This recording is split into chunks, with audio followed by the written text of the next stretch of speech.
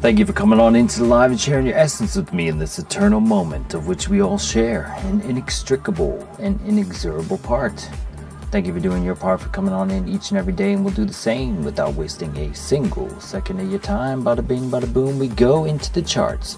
So let's take a look at how the weekly close came to a conclusion as we basically bounced off the 618 and came back for another bounce into this golden pocket of this initial impulse to the upside / retrace. Are we going to get a bounce off this point of control or break right through down below to some daily support levels after this rejection of this 0.5 of the mean reversion path to the upside? And the next, after you break through that, if that is the case, then you come down to this region. Let's see if we can see what the liquidity has in store for us on high block capital. Well, what is that? Well, people lock their liquidity in the charts to get burned to a crisp by the market maker for not using a stop loss, and we get to see who those crispy characters are and where they get burnt. So let's go ahead and do that right now. So from the last time we streamed, we were talking about this $145 million character. They got burnt 2 days ago. This 100x character, and their 50x partner in crime is up above here at 29,753. We marked that off in the charts and said possibly we might get a hit to that 50x pool. As of this moment in time, they were pinging in some other pools here, and they pinged in the tune of 36 million in 100x and another 42 million over here in this most recent drop. Meanwhile, there was no longs pinged in here, and you only see 2 long pools pinged in to the tune of 15 million and 26 million here. So if we do make a stab to these pools down below at 29,125 or wherever the other $155 million character was back here, that would potentially bring about some full reverse, and we'll see why that is. If we look at if we expand our vision to the 7-day time frame, since we lost a lot of the previous pools, they all fall into this region. We are seeing that there is a slight imbalance to the downside here, down to 28,950 in the terms of about $10 billion on the path down to 29k. So if we expand our vision to the monthly time frame, however, you start to see on the monthly time frame there is a larger $17 billion pool up at 30,500. So do we make a rise up to grab that off of whatever mini divergence on the lower time frame to come up to the higher time frame external liquidity pool? Once you get there, do you see a fatigue to come back down again on the 3 month, because you do see that imbalance to the downside on the 3 and the 6 month, which we've been going over for some time. We're going to do a brief liquidity update because I did it pretty thoroughly not that long ago, so these external pools don't change so much, but basically you have this imbalance to the downside on the 6 month as well. If you expand your vision to the 2-year time frame, then you start to see these pools in the tune of 600 billion starting to percolate up to 33.2. So at some point, if we make this rise up here, then stopping out this would cause enough fatigue to possibly cause a dead weight. We went over that idea of what happens in that case, like back here in November, where they pinged off some of the liquidity and dropped like a rock down below to that other imbalance. So if that's the case, then you'd see a sharp Bart Simpson down to that sub 25k region after that time. But as of this moment, you're building too much liquidity to the upside to ignore as well. So let's go back to that monthly time frame where it is slightly more ambiguous to both sides, and we can gauge where the price action possibly wants to go. So up at 30,500, you got 17 billion, 30,004, 11 billion, 10 billion at 30,006. So that is a good $30 billion plus up in that 30,006 region. If we go down to basically 28.5, you don't really have that same amount until you reach 28.4 and below. But if you go down to that 28, sub 28.4, you do have 40 billion plus down in that region. So are we going to get this dip down below or rise up above, there is more that is just a hop, skip, and a jump to take a pit stop at 29.1 perhaps and grab 4 billion before they scoot on up. So let's go into the charts and see what we can see on the charts. We're currently at 29,241. Let's look at how the weekly candle closed on the Coinbase chart. Basically unchanged from last week. So we've seen 2 weeks in this range. We opened from 29.41, went all the way to the low of 28,659, all the way to the high of 30,211, and closed up here at 29,280. So we're meandering around that retrace idea of the 618 region / point of control on this little mini range here that we've created for ourselves. And let's go back into the Binance chart and take a look at the momentum and the fibs. So let's turn on our indicators. Boop, boop. Heads up display is on, and link in the description for more if you're interested. Scroll down to features, toggle at your leisure, the entire suite, or read about each component as we go over them as they come into prominence. So if we close that out here and we just take a look at the weekly baselines, the weekly baselines have resided above the price action for some time now, and we've made a brief push up above here, but bearish divergence brought us back down again. And if we look here on the weekly time frame, we did see this cross down event confirmed on the alarm event for the Williams. Are you going to get a triple top / push up here, similar to what we've seen in the past on the weekly time frames here? Generally, when you get to these overbought regions on the Williams, you need to take note, because that could suppress takeoff of the weekly stochastic. So when it's sensitive to this, then it comes down on a single top. Here we've been up in this for some time because we are in a bullish trend trying to break this resistance that is very strong for this previous level that we broke down to back in May of 22 during the Luna liquidation event. I remember quite well. So this is where we stand at the daily support levels here. All of these yellow lines are only daily supports that I have on my chart here. So this is what we are attempting to break through here on the weekly time frame. Now, money flow is starting to flow back in up to push to the RSI and possibly beyond. We're not seeing any fatigue here. This is a potential bounce attempt off of the 50 level of the stochastic RSI. The KD lines meeting at the 50 level, looking to go higher. This Williams looking to triple top perhaps, but if not, you will see a sharp, hard reset in similar fashion back in November. Boom, like that. So let's go ahead, and we just had a 3-day candle close, so let's go see how the 3-day closed. We didn't actually look at the cloud for the weekly, so before we do that, we're jumping the gun. Let's go to the weekly and look at our regular oscillators and stuff. So we have a thick cloud that is still starting to slightly taper here, but still thick in a manner here, for the trend is your friend till the end. And this is going up, and you have about 16% to recover before this trend is completely null and void, and that would put you down at the 24,391 region, and that's definitely where a lot of the liquidity lies. So this is still trending to the upside on the weekly time frame. Now let's make our way to the 3-day. 3-day cloud also strong in thickness, but starting to taper in an angle here. Still not curving in a manner that is completely bearish, but could be at the beginnings of something like that. It could pick up. The angle has picked up slightly with the last 6 days of green here on the 3-day chart. So if you look at the 3-day chart here, we also reset the stochastic RSI. The money flow came beneath the RSI. That doesn't mean it needs to turn up at that exact moment in time, but it looks like you're winding up a curveball to another direction.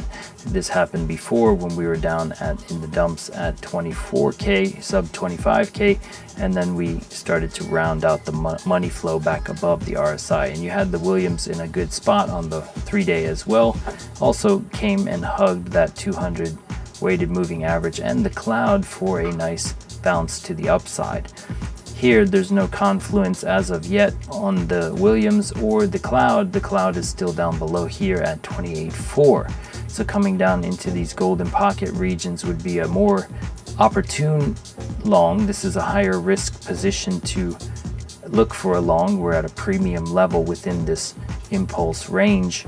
So this is a premium level to be looking at a swing trade, but perhaps a scalp to the upside could be inbound for a liquidity grab to those pools and possibly to 30K, who knows. And then you could stay for another ride if it continues further. Now let's go to the daily time frame. The daily time frame had previous hidden bearish divergence twice on the stop hunt rise drop. So they keep making the shorts pay for their conviction to remain in their trades, and they're making the longs also pay in fees because of the bull trend that is experiencing fees on the long side of things. So where do we stand here? The curvature of the cloud has this interesting thing to note here. This angle is slightly curving in a manner here. If we inspect it further, hasn't started to curve up just yet, so this angle could continue for some time, who knows, but it could be the beginnings of this thinning reversal. The sell-off volume is not as thick as it could be. And if you go back to times past when we dumped down for the 60 days of downside, there was a thicker band of selling volume here than there is here, oddly enough. So this thinning is what has me having a pause here about coming to this level necessarily. We could bounce off of this and at least come up to that cloud, which also coincides with that pool at 29,755 on the minute time frame. This little character here, the $145 million up at 29,753. Now if we look at other oscillators and confluences, we are still holding the baselines. We did get a fake out cross up event, but that cross up maintained itself with the baseline still holding, the fat boy still holding here at the point of control level. So as long as you hold this zone and you're still poised to go higher, potentially speaking. If you look at the daily time frames stochastic, we have broken the 50 level, so this could be a hard reset of the stochastic on the daily time frame. This is false move Monday, so you'll see some range bound trying to set the lows and the highs for the week for today. So it is one of the hardest days of trading, hence why they call it false move Monday. Be careful if you're in trades out there. That is where they try to get the impatient people and set a negative tone for their mind for the week. So if you look for the 22-hour time frame, we also have this cross down event. This is what got me scared out in profit off this initial 618 bounce, because we were getting some ambiguous signals across the lower medium time frames, which we'll also see in a minute. But this money flow is also coming beneath the RSI here, suggesting that it could curve up at some point. But this cross down event has me in pause for a long as of this moment, because those are not to be ignored as we've seen in times in the past. Now if we go to the 12-hour time frame, that also confirmed here, and oddly enough you're getting mixed signals on highly probable symbol things. We're getting mixed signals, if you will. So normally the six oversold time frames generally results in this massive move to the upside, and conversely, if you get it on the other side, you get this massive dump to the downside. So we're getting a 12-hour candle that locked in a 6 here, and so I'm taken aback at the fact that we are getting this locked in, this exhaustion locked in anyway, and on the higher time frame, and yet to see a move to the upside. So I would be surprised if something did not occur. Sometimes they have these lock in, you trigger a stop loss hunt, and then you go up massively. So if you can stand the heat or have a plan for your stop loss that makes sense to not get kicked out, perhaps there is a long inbound based off of this stochastic lock-in of the stochastic array. Now, we went over many times how that calculation is not time bound, it is bound by all of the time frames, and then it locks in on the time frame candle close. So right now it's appearing on this 12-hour candle because it's appearing in the moment. Now it'll appear and disappear in the moment as they get overbought and oversold. So right now 5 time frames are oversold, including the hourly, which we can see here. The 15-minute is getting there, the 5-minute is getting there, the 4-hour is getting there, plus one more. I believe it's this 12-hour too, which is getting low. So it's 5 time frames oversold, it's telling you, and that's where you could see a potential bounce off this golden pocket region. And the only time this will remain is when it's locked in on that time frame. So this is when you start to drop down to lower time frames and see, did it lock in on a different time frame. So we go to the 6-hour time frame, also locked in a 5 here, which is interesting to note. We are breaking the cloud on both the 6-hour and the 12-hour. So when you break these clouds, this could be a bearish retest before we continue lower. Normally you'd like to see some support and candles closing above the cloud, with the cloud thinning for that continuation idea. When you break out and you come back and you kiss it, normally you kiss the cloud and then continue and then hold it when you continue, not break through it. So that is a little bit worrisome for a long idea. And if you look for the 4-hour time frame, the money flow and the RSI poised and coming together, this previous wind up to possibly pitch to the upside for the money flow here. The Williams also in a oversold position on the 6-hour. The ambiguous thing to note on the 6-hour is the cross down event here on the baselines, which does not line up with all the other signals signaling the upside. If we go to the 4-hour time frame, 4-hour time frame cloud is pausing, full stop, and thinning with this drop, 4-hour drop to the downside. So is this just a stop loss hunt rise to the upside idea off the golden pocket here for the second tap to the golden pocket, or are we going to see them drag some people down to the deep to liquidate? So the Williams is oversold, as well as the hard reset of the stochastic and the money flow and the RSI, so you could get this fake out rising sun event, but generally you'd want to see a more clean idea, similar to back here where you have this momentum and it continues to the upside, where the white line just continues straight up and you get that nice move straight up as well. So this could be a double bottom, but it's a rounded, it's a 𝗥𝗲𝗶𝗁 kind of thing. So let's go and see what can be seen on the hourly time frame, if anything at all. The cross down event is still in play. We're not closing out candles above the baselines at all, so the downwards momentum is stronger still. As we go to the hourly time frame, hourly time frame is completely reset here, and this is the thing that was giving me pause last night. We had entered a long back here off the initial 618 bounce. We took a little bit of profits and then got stopped out just after the live stream here, and stopped out into profit for a measly percent with the fees, not that much honestly. And then we're waiting for some confirmation signals for the upside. So we're seeing these 6s and these 5s, and generally this is a schematic of actual price action at Bitcoin's actual bottom.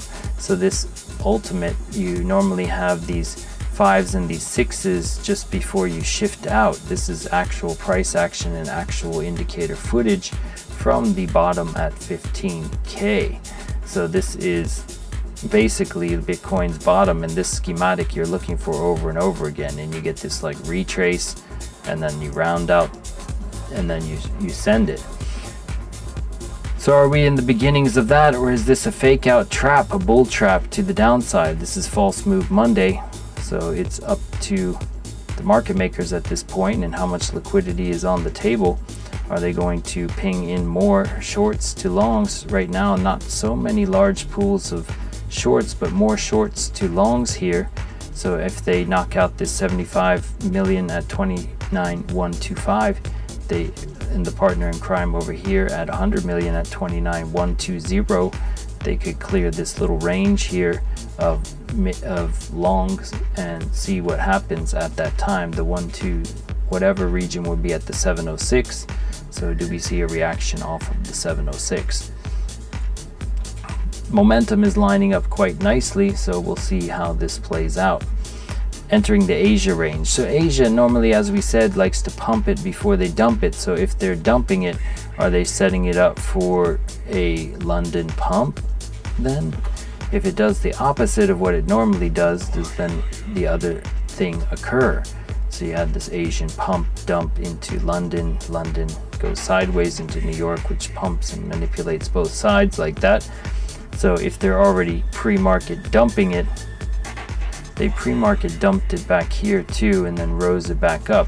So you could see a rise up into London midway lunchtime, go up to here and see how it reacts off of this fair value gap on the 15-minute at 29.4. Is there anything up at 29.4? Basically the most recent 100xers. So we are failing the 618 and going deep into the 0.65, 0.66 region, which is normally the smart money zones for deeper retrace people. And then I was hearing some other ideas about people thinking that there's going to be a reaction off the 886 down here at 28,871 or the 786 level as well. So there's those patient campers that wait for these deep retraces too, which is why we have a deep retrace template. So you have the general golden pocket bounce, which did occur, and now you could be negating that and going to stop out all these people and go even lower into the liquidity below. The momentum oscillators are suggesting there is a fatigue here and you could see a shift to the upside. So the last time we ignored these, they did have a huge shift to the upside. Like if we go back here, for example, let's just go back here and show you what the history was like. So we had the same 5s and 4s and these X's of these higher time frame exhaustion points before, and we missed out on this long. Actually, we were calling for 28.2 at this time, if you recall, and we missed this long idea, and sure enough that 5 took you to the upside and continued in quite a nice manner. So if this is the case, then you might be seeing this 5 and 6 take you to the upside yet again on this retrace continuation idea. At some point you have to think about what the confluence are that line up in your favor and just pull the trigger and see what happens and have an exit plan. If it doesn't go your way, always have an exit plan. That's why we got stopped out in profit, because it was the weekend. I didn't want to be in the trade guessing in the negative. I'd rather be knocked out positive. Alright, so yeah, you got that 6 locked in, another 6, another 4. This is what we like to see on the indicator. So we'll see how it goes. They got a stop loss hunt going on right now. It's what they did back there before they send it. So if they're going to send it long, they do a deep stop loss hunt, get everyone bearish, and then send it. So this could be the case. How low do they go is the question. So let's go take a look at total and see what we see for that.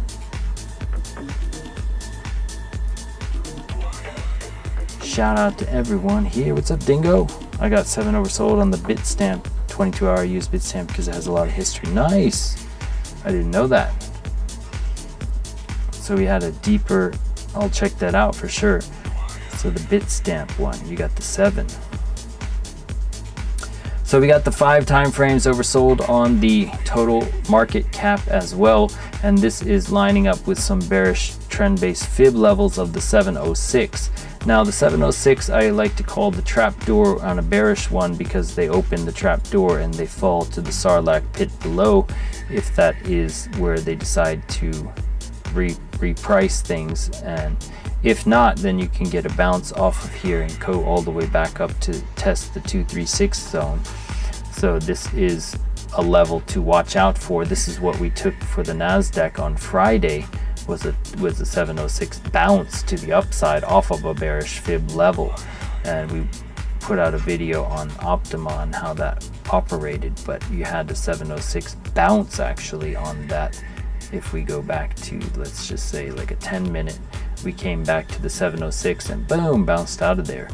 So that was something that you see over and over again. The 236 entry model for a bearish thing, they come down to the 65706 and then they bounce off of them and try to reclaim those zones, which is why we have them on the fibs. So the same thing looks to be occurring perhaps on the 706 region for the total market cap as we reach into these zones. You got the cross up event on the 10-minute and starting to make this ascent. The 10-minute is, there was a time when when information was getting weird, that I started to use the 10-minute. So I'm just randomly checking the 10-minute again. You're seeing this cross up event occur. Money flow is above the RSI here. You are getting double bottomed on the Williams, so you could possibly be coming back in for you recovered this wick here, so you could be coming back up with some repricing action on total market cap. Looking at total 3 has previously come down into these golden pocket regions and reclaimed most of it, if I'm not mistaken, if not all. We came down into these regions here. At the one level of the bearish trend-based fib, there's less interest in the alts than Bitcoin, so that's why it's gone into a deeper retrace phase, but it could be coming back from this level. You had a previous rocket ship that did a stop loss hunt and sent it out. So they like to, generally the stop loss hunt and the double bottom, you have just W's and M's for Wendy's and McDonald's for days. So this extended W sent it up here. Is this another continuation idea? This would also likely be a retrace region if we go from wick to wick. Whoops. Let's do the regular retrace. So we go from wick to wick. It should be at equilibrium. So it's getting a bounce off the 0.5, so it still could come a little bit lower on that retrace, but if it is bullish, that's where they reach that order block.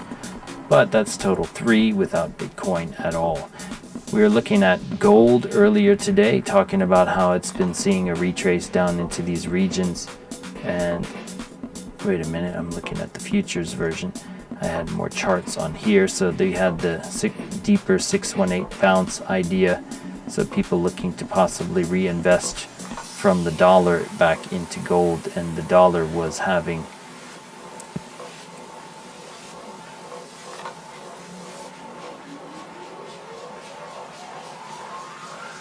wait, is this the right? Yeah, that's the dollar yen. So the dollar yen is getting overbought here, so it could be coming down here, getting nukes on the dollar yen. The DXY also reaching back into that range we had outlined over the last week or so. So is this the stop loss hunt rise before false move Monday, before they send it down again, creating the high for the week for Monday and then starting to send it back down? NQ for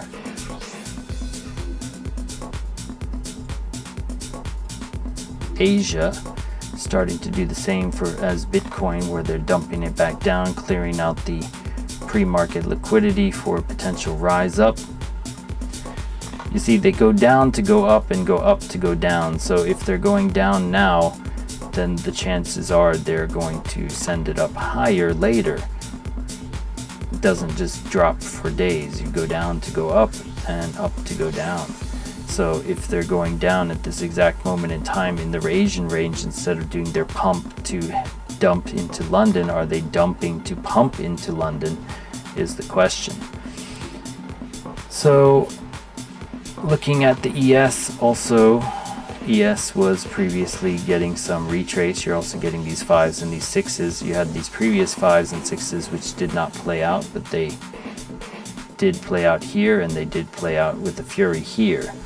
So the time frames that get oversold, it all depends on what you're seeing. This is a 5-minute time frame, so this is not the largest to lock in.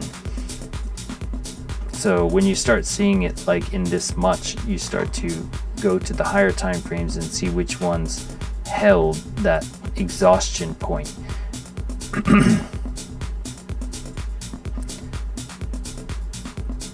There's times it aligns perfectly, and then times where they trigger a stop loss hunt. Is this the stop loss hunt trigger? Currently we are at a rejection of a deeper retrace zone. What is this deeper retrace zone? Well, it's from this low to this high here, this 618.65. We came all the way down into, it looks like a deep retrace, so we can restructure this to deep, and it looks like we bounced off the 786 already.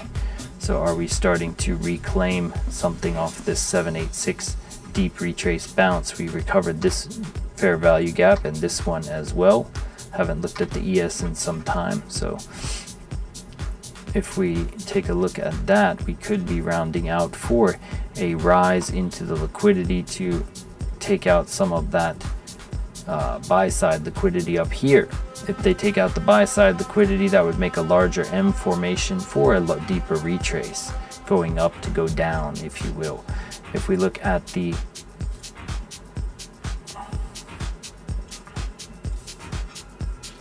four-hour time frame starting to cross up potentially here. You got the candle above the baselines looking to cross up with the 5 time frames oversold. It gives you at least a little bit of percent, perhaps, you know, on the ES. And if this goes up, that would also insinuate that for Bitcoin. As the dollar is peaking out, they are going down, so you're inversely related as you reach into this fair value gap recovery zone and get overbought. So the inverse is true, so it's lining up for a potential bounce on a Monday to set a high for the week, perhaps. We will see. Bitcoin trying to find a support structure off of the wick here. It completely recovered this wick in its entirety to the exact dollar at 29,250 on the Binance chart. So did we see a rise here, or is volume going to step up to the plate? We've seen a lot of interest over this last day or two. More volume than Saturday, that's for sure.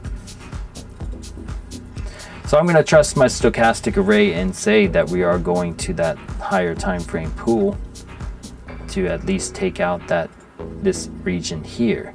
So same as 2 days ago, coming back to here, and then what do we do from there? Do we go back to that 236 bullish trend based fib level and continue? I cannot say it would be a bullish stance unless we can maintain 29,628. So if we come up to that 29,755 and clear the liquidity, then look for how we maintain that level of 29,628. If not, then we could fade out here and then just basically break down and go lower.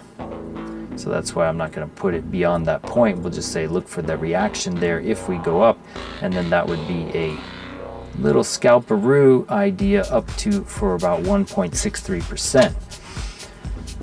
Once again, it is a higher risk play than down here in this region here, which would be more of a swing idea.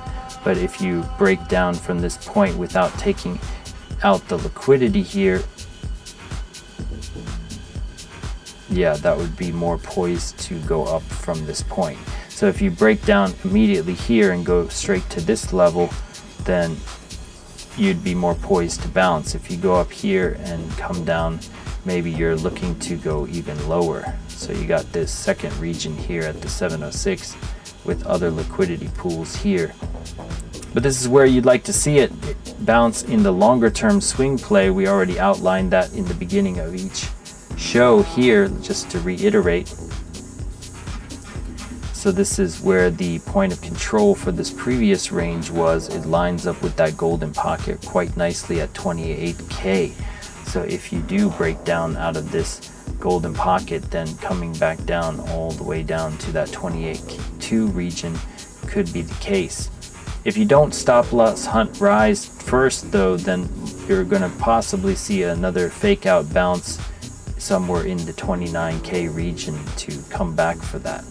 So I wouldn't be surprised. I would be surprised if they drop down to 28.2 without going up first. You'd have to stop out. You'd have to go up in order to go down, and they haven't gone up yet. They did go up here, but the stalling out insinuates they want to possibly stop out some more at the bare minimum. So let's look at the USDT dominance and the Bitcoin dominance and see if there's anything we can glean off of that.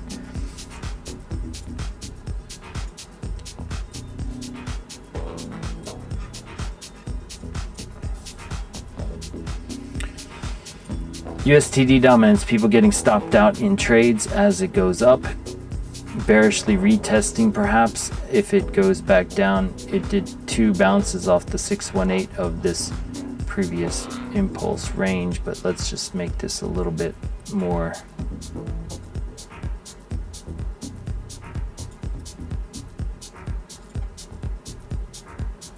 that's a 6-hour time frame. So we saw the reaction off this internal range, but basically getting, let me reset this completely. So we're going to go back to the daily time frame on the USDT dominance. So we came back to this fair value gap recovery. We got that here. The next one is up here at 7.91%. This was a previous deep retrace to the 886 on the daily time frame, and we got a bounce out from that.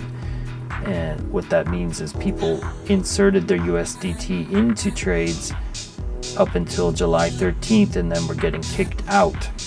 They got kicked out also in April 13th for that 60-day retrace. So this rising insinuates people tethering up into USDT, which means they are not in trade. So going up means price action goes down and kicks them out.